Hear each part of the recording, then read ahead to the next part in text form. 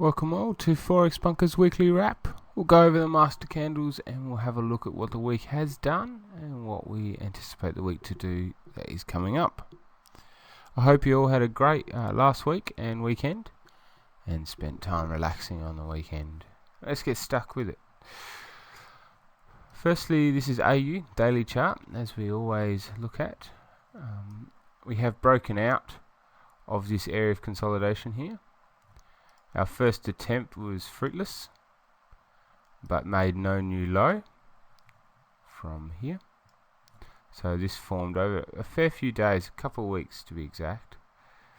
We have broken out, so I anticipate us to return to this parity mark before pushing higher. But it's interesting to note we haven't made a new high yet, so the odds of this retrace work are a little bit lower than I would like.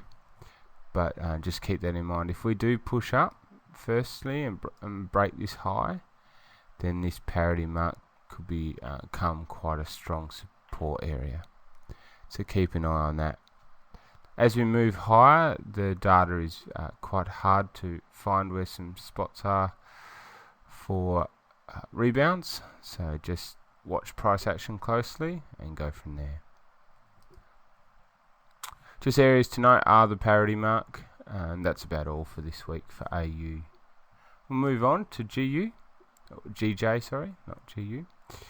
This is a daily GJ chart, and we have been still moving sideways. We've increased the range a little, and I'll show you what I mean by that. We were in this range a few weeks ago, last week, sorry. And we have dropped down to this 129, 130 area as well. So it's about a 200 pip range that this pair is holding in at the moment. Above we have the 133.50, 134 mark and the 134.50. So that 100 pip range, as well as supporting a trend line coming down. So this area will be quite a strong area to break if price can break it. Haven't made a new high yet to note, and so we should be seeing a further push down, but it has been heavily rejected.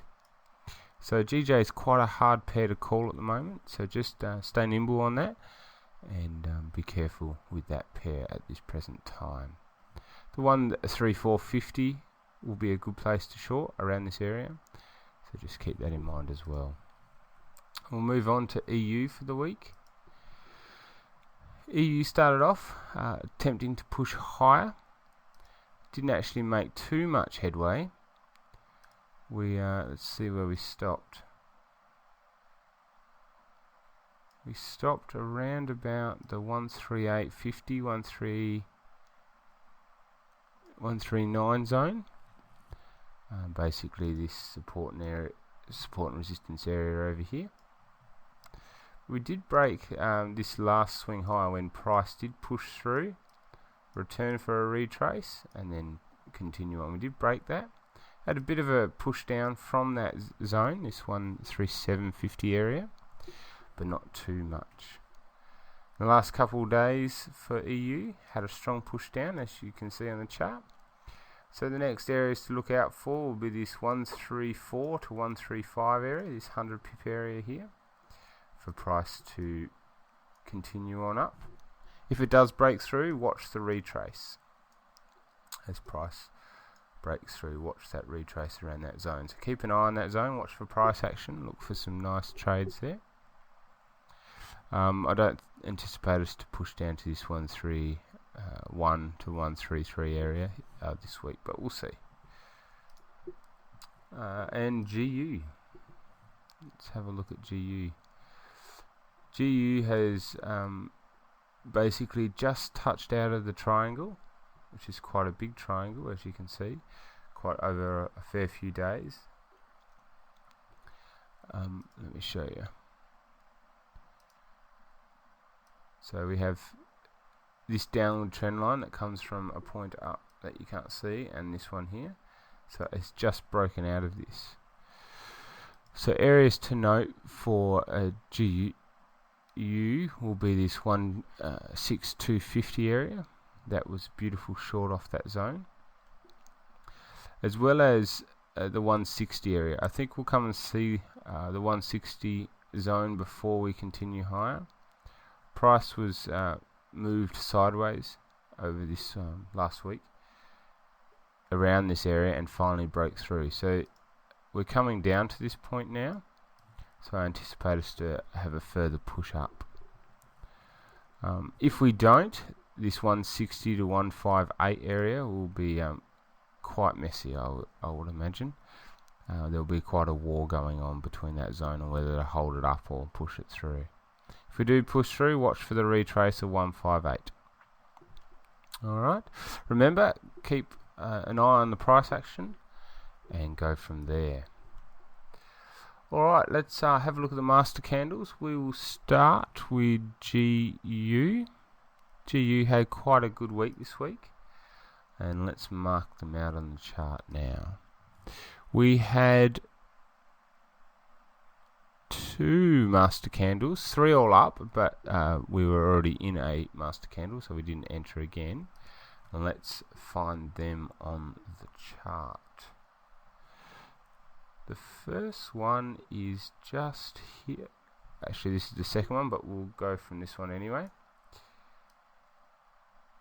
Just here, we got our entry, and we got a beautiful run up, which was nice to see. We'll count these pips in a second. As well as, oh, no wonder I couldn't find it. It's just here on my MT platform. We got triggered here, even though this hour is out, but on my MT platform it's not. All of these have the same base. That was another nice long as well. The third one was just here. Now, if you didn't get this first one, or you're already out, you could have entered again, but as we were already in this trade, we didn't enter. So let's count the pips for these 2 trades. Will be nice and generous. About 100. You probably would. Yeah, we would have went for this swing high as we always do. So around about 95 pips. And the second trade, which was just here, knew about 60. But the full runs were in the couple of hundreds of all the pips. So it was a great week. But for the records, we'll have 95 and 60, as they are the logical points to get out. Alright, let's have a look at GU. GU had 1 master candle all up, and that master candle was just here. Now this took quite a long time to bring us profit, and you might have got out at break even at some of these points where rejection was shown, but we will count the pips to the first set of rejection, as that is basically where most of us would have got out. It's about 50. Alright, so maximum potential of 114, but the odds that everyone would have got 50 are pretty high. So, and this candle is 80. So definitely would have got you 80 if you're going straight 1 for 1, or if you're going for swing points like just over here, we would have got 50 odd. Alright, I hope you all have a great week and enjoying the master candle method. It's had a pretty good couple of weeks. Hope it continues. Alright, I'll talk to you all later.